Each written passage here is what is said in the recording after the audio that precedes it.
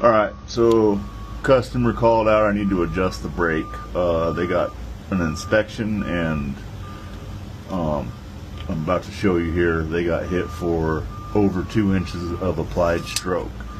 So what that is, that's a mark I put on it when it was all the way in.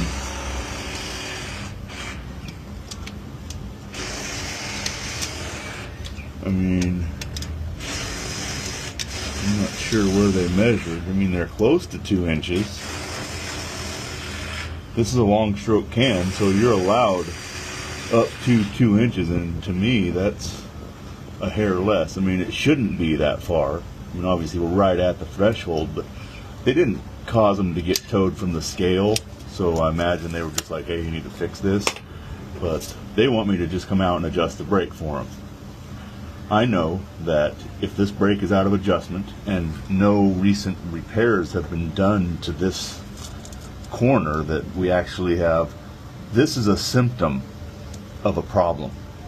The problem is probably, and I'll pull this brake in and check it, but I'm going to say, because everything else looks pretty good, that we have a bad slack adjuster. This is an automatic slack adjuster that should automatically adjust brakes as they wear. And these are not even halfway down. You see the lines on the wear bars there. You don't need to get into them until they're past there. You can see that. So what we're going to do is release this. I'm going to check tension on that and get them a new slack adjuster and get them on their way. Alright, so here we are. We're going to check and see how far out of adjustment this 4, 5, 6 quarter turns. That'd be a turn and a half out. Now let's see why. Okay, you hear nothing there? That's right there where it should be adjusted at. So that's telling me, oh, there's some teeth. You see how we went from no teeth, right where it should have adjusted, to teeth? That's why it didn't adjust, is the teeth, which are they line up in there and are what holds that from going backwards, are busted off in one spot. So once again, the failure seemed to be out of adjustment brake, but the root cause of the failure was a slack adjuster. So if I would have just adjusted this brake for this customer and sent him out on the road, I don't know how long later, they don't normally back off, so it would probably be as this thing worn some more. Then next thing you know, he's calling me for a brake adjustment again. So we like to find the problem and fix the problem, not just a symptom. Alright, so we've got this completely backed off to where it stops. It'll get the rollers in there. Then that will actually move this out for you when you change this. So that makes it easier instead of trying to fight it and you have the tension on it. So now all we got to do is get this snap ring out right here.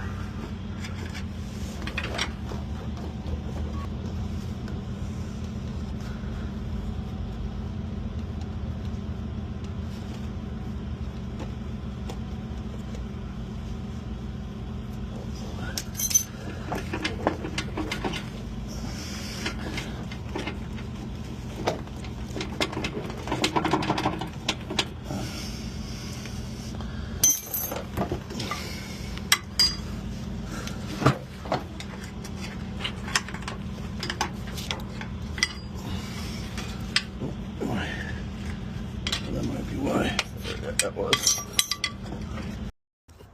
Alright, here's the new one and here's the old one. You can see what failed on this, and that they actually now stake this, which I was looking at this and it doesn't look like it was ever staked. So apparently Halidex is smartened up to this being a reason that their slacks are failing, and so now they've remedied it front and back. Alright, so we replaced the slack adjuster. Oh, my light's telling me it's going dead. Now what we're going to do is adjust the brake.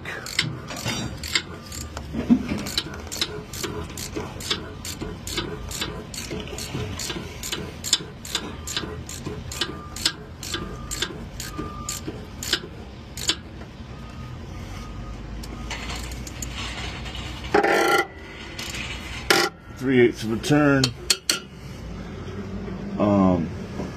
That brake is adjusted.